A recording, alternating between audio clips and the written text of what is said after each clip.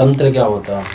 तांत्रिक असल में है ही कोई नहीं। असल में होता क्या है, विद्याएं चलती है। तंत्र हमारा पूरा का पूरा शरीर है, ये इसी पर कंट्रोल पाना है। स्वर विज्ञान है क्या? स्वर विज्ञान 3 प्रकार की नाड़ियाँ होती है, इंगला, पिंगला और सुषुम्ना नाड़ी होती है। तो मोक्ष क्या होता है? मोक्ष यही है, यही मोक्ष है। यही मोक्ष है। आपको पता होना चाहिए कि आपको जाना कहाँ है असल में, क्योंकि देवता से भी ऊपर की उपाधि होती है असल में, जो पर ब्रह्म है, जो असल में शिव है। शिव के ऊपर भी एक शिव है ना। वो हमारा जो रास्ता है वहाँ तक का है, ना कि किसी सिद्धि में अटक के रहने का। लोग सिद्धियों में अटक गए हैं, लेकिन असल में जो रास्ता है वो है, वो ये नहीं है कि सिद्धियाँ हासिल कर लो या देवी देवता हो जाओ।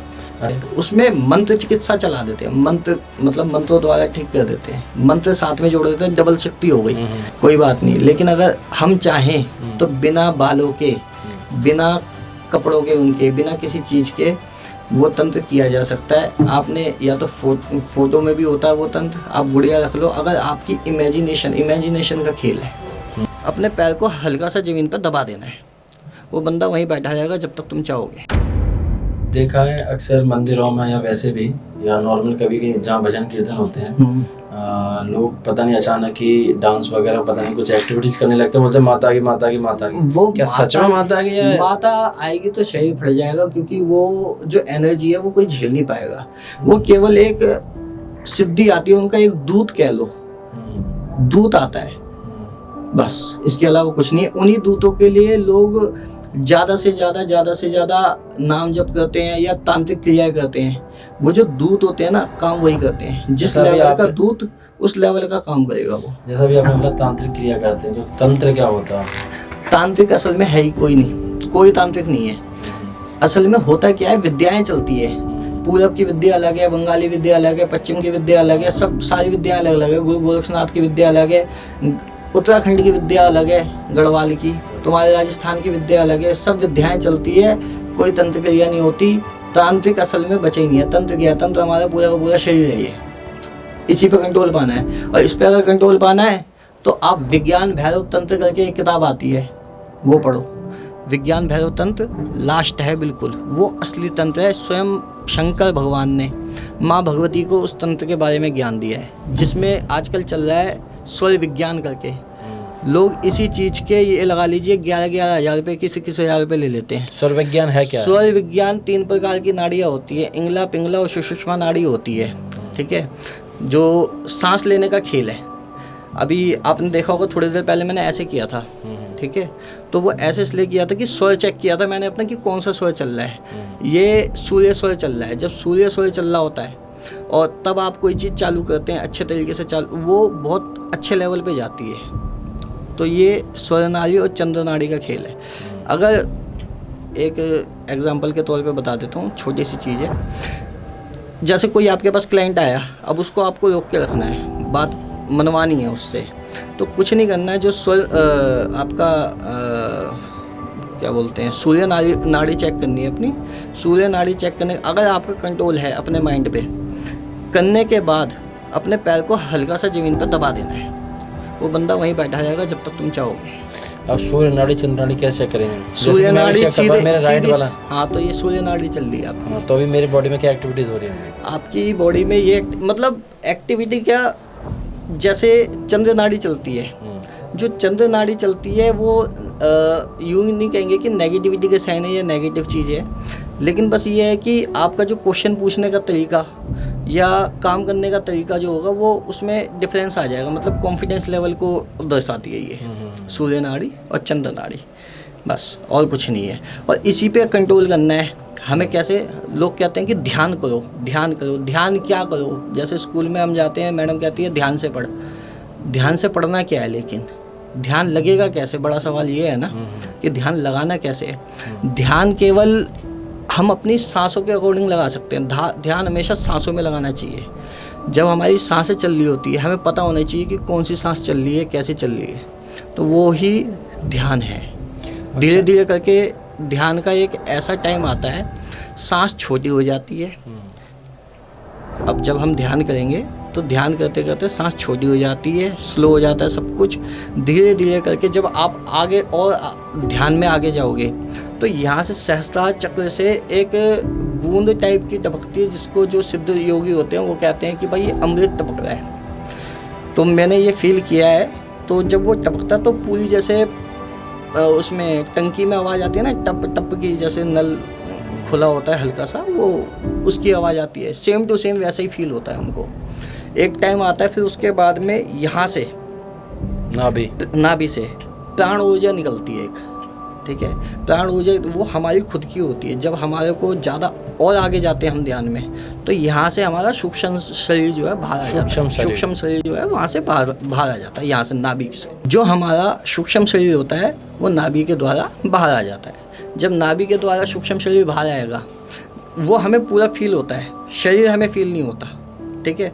शरीर गिर जाता है, क्योंकि मेरे साथ हुआ है। उस समय तो, मतलब हम अपने आप को ही देख सकते हैं, अपने आप को देख सकते हैं। मैंने इस बारे हाँ, में पढ़ा है। वो उस टाइम पर हाँ, वो एक डोर से बंधा रहता है, लेकिन हाँ, और वो डोर से बंधा होना बहुत जरूरी है। हाँ, ये सिल्वर कलर की डोर होती है, उससे बंधा रहता है। और ये मैंने फील किया, ये मैंने कहीं ना पढ़ा है ना कुछ, लेकिन क्या है, डोर से वो बंधा जाएगा, आप देखोगे अपने आप को, शरीर गिर जाता है। कई बार मेरे घर वालों ने मुझसे छुड़ाया है ये, क्योंकि 2 बार मेरे साथ हो चुका है, सांस बंद हो गई थी। अच्छा। हालांकि सांस हमें समाधि में चले जाते हैं। हाँ, हालांकि मेरे को दिख रहा है सब कुछ, मैं देख पा रहा हूँ, लेकिन घर वाले टेंशन में रुआट मचाती थी घर पे। मतलब आप उस टाइम पे एक्चुअल में थे, हाँ, लेकिन समाधि में थे। मैं था, लेकिन नहीं था उनके लिए। अच्छा, जैसे आप सूक्ष्म शरीर में आ गए थे, उस टाइम आपने क्या एक्सपीरियंस किया था? एक्सपीरियंस देखो, शरीर तो फिर मतलब दिखता सब कुछ है, पता सब कुछ चलता है, आंखें बंद रहती है। शरीर ऐसा है, जीते जी मरना, इसको कहेंगे हम, जीते जी मरना। सब के सब जितने भी योगी सिद्ध हैं वो यही करना चाहते हैं और यही करें। और मैं तो खाली अपने कमरे में ही घूम रहा था, हालांकि वो तो पता नहीं कहाँ निकल जाते हैं। मैं आपसे यही पूछना चाह रही थी कि आप वहाँ से बाहर निकल के देख कर आए थे? वहाँ से बाहर नहीं निकला था मैं, केवल कमरे तक ही सीमित था मैं। जब तो तक मोक्ष क्या होता है? मोक्ष यही है, यही मोक्ष है। यही मोक्ष है। आपको पता होना चाहिए कि आपको जाना कहाँ है असल में, क्योंकि लोग क्या करते हैं, सिद्धियाँ करते हैं, वो सिद्धियों तक बंद के रह जाएंगे। अभी आपने थोड़ी देर पहले मेरे को बताया था कि एक शक्ति आई, वो मटका उड़ने लग गया। वो थोड़ी देर पहले हमने जो बात की थी, वो क्या है, वो केवल सिद्धि बन के रह गई चीज, उसे कोई भी तांत्रिक पकड़ लेगा, चलता फिरता। अभी आपने लेकिन मोक्ष कहाँ से होगा? हमको हमारे सूक्ष्म शरीर पे जब कंट्रोल होगा, हमें पता है कि हमें जाना कहाँ है। क्योंकि देवता से भी ऊपर की उपाधि होती है असल में, जो पर ब्रह्म है, जो असल में शिव है, शिव के ऊपर भी एक शिव है ना। वो हमारा जो रास्ता है वहाँ तक का है, ना कि किसी सिद्धि में अटक के रहने का। लोग सिद्धियों में अटक गए हैं, लेकिन असल में जो रास्ता है वो है, वो ये नहीं है कि सिद्धियाँ हासिल कर लो या देवी देवता हो जाओ। अच्छा, मेरा नेक्स्ट क्वेश्चन रहेगा, जैसे कि ब्लैक मैजिक के बारे में बहुत सुना है, काला जादू, लोग पता नहीं गुड़िया बनाते हैं, उसमें गुड़िया पिन वगैरह पता नहीं कैसे क्या करते हैं, कुछ वशीकरण कर देते हैं। दोड़ा तंत्र के नाम से ये प्रचलित है। ये बाहर का तंत्र है, अफ्रीका साइड का है ये ज़्यादा, वहीं से आया है ये तंत्र। अच्छा। इसको ठीक करने के लिए किया जाता था पहले। गुड़िया रखी, गुड़िया रख के उसमें फील किया। अब जैसे कुछ लोगों को बालों की ज़रूरत होती है, कपड़े की ज़रूरत होती है, बहुत लोग केस आते हैं हमारे पास ऐसे जिसमें कि चीज़ें चोरी हो जाती हैं, लोगों की बताते हैं कि भाई हमारी ये चीज़ चोरी हो गई। कोई बात नहीं, लेकिन अगर हम चाहें तो बिना बालों के, बिना कपड़ों के, उनके बिना किसी चीज़ के वो तंत्र किया जा सकता है। आपने या तो फोटो में भी होता है वो तंत्र, आप गुड़िया रख लो। अगर आपकी इमेजिनेशन का खेल है, अगर आपकी इमेजिनेशन के अंदर वो बंदा आ रहा है, आपके ध्यान में है वो बंदा, और देख सकते हो खुली आंखों से आप वो बंदा, तो उसके अंदर, गुड़िया के अंदर, मैं कहता हूँ गुड़िया की भी जरूरत नहीं है, वो खुली आंखों से देख के ठीक कर सकते हो। क्योंकि मैं किसी को मतलब उसका बिगाड़ सकता हूँ। मैं किसी को ठीक करता हूँ ना, वो इसी प्रक्रिया से ठीक करता हूँ। मैं ध्यान के अंदर बंदे का चेहरा देख लिया, ठीक है, और बहुत सारे बंदे होते हैं हमारे पास, तो एक ही बार ही देखा ध्यान करके कि भाई ये है बंदा और इसकी ये चीज़ है। उसमें मंत्र चिकित्सा चला देते हैं, मंत्र मतलब मंत्रों द्वारा ठीक कर देते हैं, मंत्र साथ में जोड़ देते हैं, डबल शक्ति हो गई, एक ध्यान की शक्ति, एक मंत्र की शक्ति, तो दोनों मिलकर काम करती है, तो वो बहुत तेजी के साथ काम करती है। अच्छा, मान लीजिए कोई है पर्सन रात में अकेले फंस गया, उसे लग रहा है कि मेरे पीछे कुछ ऐसा कुछ ना हो, तो कोई ऐसा कोई मंत्र है जिसके वो जाप कर ले और उसके अंदर एक आत्मविश्वास जग जाए या थोड़ा पावर थोड़ा वो फील करने लगते हैं। देखिए मंत्र सारे काम करते हैं। जो मैंने पहली बार किया था मैं, तो वो केवल ओम नमः शिवाय, ओम नमः शिवाय, लेकिन आप अब जरूरत पड़ने पे करे हो तो वो तो गलत है, फिर वो कोई मंत्र काम नहीं करेगा, ठीक है ना। लेकिन हाँ, आप जपते हो किसी एक पर्टिकुलर मंत्र को, आप लगातार जपते जा रहे हो, जपते जा रहे हो, जपते जा रहे हो, तो मंत्र सारे एक ही है, मैं कहता हूँ। बस सबकी तासीर अलग अलग होती है। हनुमान जी का आप कोई मंत्र करते हैं, पेट खराब हो जाएगा, वो पेट खराब इसलिए हो जाएगा, तासीर उसकी बहुत गर्म होती है। जब उग्र मंत्र चलते हैं ना, एक होते हैं उग्र मंत्र, एक होते हैं सूक्ष्म मंत्र, उनकी तासीरों का खेल होता है।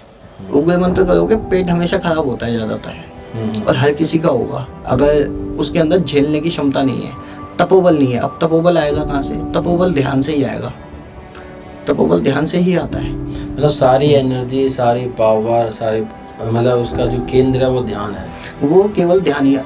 और जो मंत्र आप कर रहे हैं ना, वो मंत्र के बाद भी ध्यान ही आता है लास्ट में, क्योंकि आखिर में जो शरीर हमारा सूक्ष्म शरीर जाना है, वो वहीं जाना है, उसी जो पर ब्रह्म उन्हीं के पास जाना है। यूँ समझ लो कि किसी ने अपना यहाँ से कोई शक्ति निकाली, नीचे छोड़ दी, और वहाँ से वो पूरा आपको रास्ता तय करते हुए वापस यहाँ तक आना है। मैंने ये बहुत सुना है कि किसी के नाखून से किसी का नाखून रह जाए, जैसे कि नाई जब बाल कटाते तो उनके बालों से या किसी के कपड़ों से, मान लीजिए मैंने कोई शर्ट पहनी है, आपने कोई शर्ट पहनी है, आपके शर्ट में वो एनर्जी रह जाती है, उन कपड़ों से किसी के हाथ लग जाए तो उनसे भी वो वशीकरण कर सकते हैं। देखिए वशीकरण जो करना है वो सामने वाले के खुद के ऊपर होता है। जैसे मान लीजिए मैं कोई टुच्चा मुच्चा तांत्रिक हूँ, छोटा मोटा, अब मैंने क्या किया, छोटा मोटा भूत सिद्ध किया। अब सिद्ध करने के बाद मैं आप ही के ऊपर छोड़ रहा हूँ, ठीक है। और जब वो भूत या प्रेत कोई काम करने के लिए जाता है, ठीक है, तो पहले तो जो चौराहे में एक होती है चौराहे वाली माता, वही रोक देती है, क्योंकि जो पूरा चौराहा होता है ना वो उनके अंडर में आता है, ठीक है। पहले तो वहीं रुक जाएगा। अगर मान लीजिए वहाँ से वो पार हो जाता है किसी तरीके से, दूसरा पड़ाव जो होता है, आपके घर के जो पितृ होते हैं, वो पितृ हमारे रक्षा करेंगे। जैसे मान लीजिए आप हो, अब आपका घर पे कोई झगड़ा हुआ, सबसे पहले आप आके कूदोगे, तो उसी प्रकार से सबसे पहले हमारे पितृ आके कूदते हैं हमको बचाने के लिए। तो उस भूत को फिर पितृ पार करने पड़ते हैं।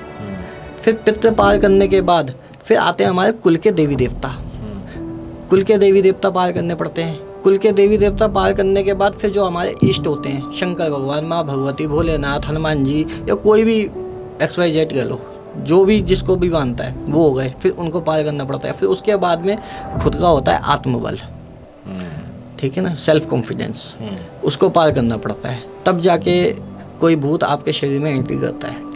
ऐसा भी हो सकता है कि जैसे कोई बीमार इंसान है, उसको जल्दी इन सब चीज़ों का अटैक हो सकता है। हाँ, क्योंकि बीमार इंसान हर चीज़ से मतलब खराब हो जाता है। जैसे मतलब मान लीजिए अब बीमारी किस लेवल की है उसकी, भूतों का काम क्या होता है, भूत करते कुछ नहीं है, प्रेत करते कुछ नहीं है, जो छोटी सी बीमारी होगी उसको बड़ा कर देंगे। अभी मैंने बताया हमारी माता जी को दिक्कत थी, माता जी की बीमारी थी, वो बीमारी भूत निकला, बीमारी खत्म, तो कोई प्रेत निकला, बीमारी खत्म, कोई इलाज नहीं, कोई कुछ नहीं। तो भूत किसी को परेशान क्यों करता है, मतलब क्यों परेशान करेगी कोई? कुछ भूत प्रेत होते हैं, देखिए कुछ छोड़े जाते हैं जबरदस्ती, वो भी खुद नहीं करना चाहते ये सब, ठीक है। कुछ होते हैं जो कि लगते हैं, जैसे उतार करके रख दिया, किसी का चौराहे पे रख दिया, या कहीं सुनसान जगह वहाँ से निकले वहाँ पे लग गया, ठीक है। कुछ चीज़ होती है कि भाई हम खुद आकर्षित करते हैं। कुछ बहुत नेगेटिव बंदे होते हैं, वो सोचते रहते हैं, वो गलत सोचते हैं अपने ही बारे में कि भाई ये काम नहीं होगा, ये सब ये चीज़ ऐसे होती है वैसे होती है, तो वो क्या होता है, नेगेटिविटी अपने आप को आकर्षित कर लेता है अपने पास। वो आकर्षित करते, कहते हैं ना आकर्षण का सिद्धांत सुना होगा आपने, इसके बारे में पढ़ा होगा, अट्रैक्शन फोर्स। हाँ, और जाने अनजाने में सब उसी चीज़ से काम ले रहे हैं, अट्रैक्शन फोर्स से, तो वो ना चाह के भी गलत चीज़ आकर्षित कर लेते हैं अपनी ओर। जैसे मान लीजिए कोई अकाल मृत्यु मर गया, कोई एक्सीडेंट में मर गया, किसी ने सुसाइड कर ली, तो इनके मरने के बाद मतलब उसका जाने का अभी समय नहीं था, लेकिन वो चला गया, उसने शरीर त्याग दिया, तो आत्माएं जो होती हैं उनकी जो मतलब जो शरीर, जो सूक्ष्म शरीर बोलते हैं, आप जो भी बोल रहे थे, वो कहाँ जाते हैं? वो ब्रह्मदेव के अंदर जाते हैं सारा। ब्रह्मदेव, जो ब्रह्मदेव हैं, वो जितने भी एक्सीडेंटल मुर्दा, आत्महत्या वाले केस और जितने भी मतलब मरे गए, कंजर, कसाई, ये सब जितने भी कैटेगरी में आते हैं, ये सब उनके अंडर में आते हैं, ब्रह्मदेव के अंदर में। अभी एक रिसेंट में केस हुआ था अतुल सुभाष का, बहुत अभी वायरल चल रहा है। उसने सुसाइड कर लिया लड़के ने, आई थिंक बेंगलोर का केस है, और अपनी वाइफ की वजह से आई थिंक उसने सुसाइड किया। तो क्या वो भी बदला लेगा, या फिर वो भी उसकी जो आत्मा होगी, या उससे भी हम टू वे कम्युनिकेशन कर सकते हैं उसको बुला के, उसके अंडर में करके, क्योंकि कोई ना कोई उसकी ऐसा ना कोई ऑब्जेक्ट वो छोड़ के तो गया ही होगा उसकी फैमिली वालों को। अगर उसके घर वालों ने नारायण बलि करवाई होगी, जैसे मान लीजिए किसी अच्छे पंडित से या अच्छे साधक से, ठीक है, तब तो उसका मोक्ष तय है। या फिर उसकी आत्मा को ब्रह्मदेव के अंडर में आ जानी चाहिए वो, ठीक है, जो कि हर किसी की आती है। जो एक्सीडेंटल मुर्दा हो गए या किसी की डेथ हो गई इस तरीके से, तो वो ब्रह्मदेव के अंडर में ही आता है ना। और अगर नारायण बलि से भी उसका नहीं होता, फिर आता है पिशाच विमोचन, क्योंकि वो पिशाच योनि में चले जाते हैं कई बारी, ठीक है, फिर उनका पिशाच विमोचन होता है, तब जाके वो होते हैं शांत। नहीं तो अदरवाइज जितने भी लोग हैं उसके मृत्यु के उसमें कि भाई जिसका हाथ होगा उनको या वो सजा दिलाएगा, या तो नेगेटिविटी बन के वो सबकी ऐसी तैसी कर देगा बस। तो आप मुझे यहाँ पे बता सकते हैं कि हम उनसे कांटेक्ट कर सकते हैं, जो भी कोई मर जाते हैं उनसे बात करने का कोई देखो तरीका ध्यान के माध्यम से, अब जैसे मान लीजिए कांटेक्ट तो हो जाएगा, लेकिन वो वाले कान भी तो होने चाहिए सुनने के लिए। और मैं ध्यान लगा रहा हूँ या फिर मैं कह रहा हूँ कि भाई वो चीज़ मुझे ऐसे बोली है, तो मैं आपको बता रहा हूँ, ठीक है, लेकिन आप कैसे मानोगे? आपको भी तो मानना चाहिए। लेकिन उसमें ये एक प्रकार का अनुभव होता है ना, जो सामने वाला खुद फील करेगा। अब मान लीजिए मैंने रसगुल्ला खाया और मैं कह रहा हूँ, आपने पूछा कि भाई रसगुल्ला कितना मीठा है, मैं कह रहा हूँ भाई बहुत मीठा है, तो आप कह रहे हैं कि भाई कितना मीठा हो सकता है, मैं कह रहा हूँ भाई खा के देखना। जब तक खुद नहीं खाओगे उसको पता कैसे लगेगा कि कितना मीठा है रसगुल्ला। तो जब तक आप खुद ध्यान में या जाप में नहीं उतरोगे, आप बिल्कुल नहीं बता सकते। यहाँ तक कि आप ये तक नहीं मानोगे कि भाई भगवान होते भी है या नहीं होते, क्योंकि जब तक खुद को एहसास नहीं होगा, खुद को पता नहीं चलेगा, तो कैसे मान लेंगे आप? पर ये तो तब तक ही पॉसिबल है ना अगर वो आत्मा धरती पे है, अगर उसे मोक्ष मिल जाए तब तो बात करना मुश्किल है।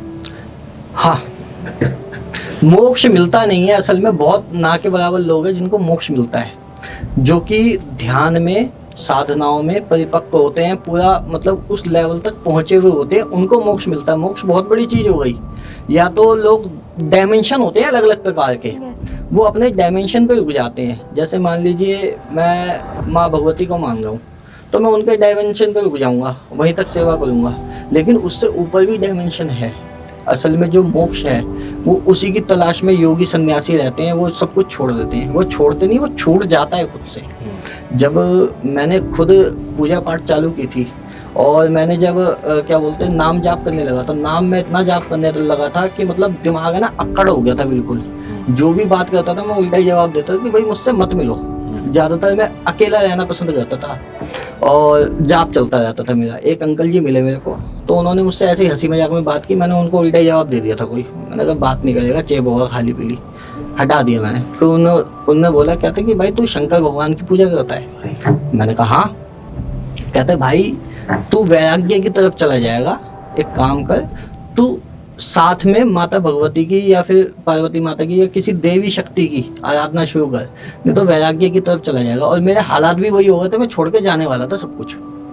तो उन्होंने बताया, फिर मैंने माँ भगवती की पूजा शुरू करी साथ में, शंकर भगवान के साथ में। कि किसी को ऐसे सिम्टम्स आ रहे हैं, उसे लग रहा है कि मेरे साथ कुछ अनयूजुअल हो रहा है, तो वो कैसे आपसे संपर्क कर सकता है? यूट्यूब पे चैनल है शिव शक्ति धाम करके, शिव शक्ति धाम दिल्ली, आप ये सर्च करेंगे मेरा चैनल आ जाएगा, ठीक है। उसमें शायद नंबर वगैरह कुछ वीडियो में पड़े हैं, ज़्यादा मैं एक्टिव हूँ नहीं, मैं आपको सही बात बताऊँ। बाकी हमने नंबर डिस्प्ले पे डाल दिए हैं, आप इन नंबरों पे कांटेक्ट करके इनसे संपर्क कर सकते हैं। और इनका जो एड्रेस है ये दिल्ली में है, अपना शंकर नगर साइड में, शंकर नगर शिव मंदिर शाहदरा में।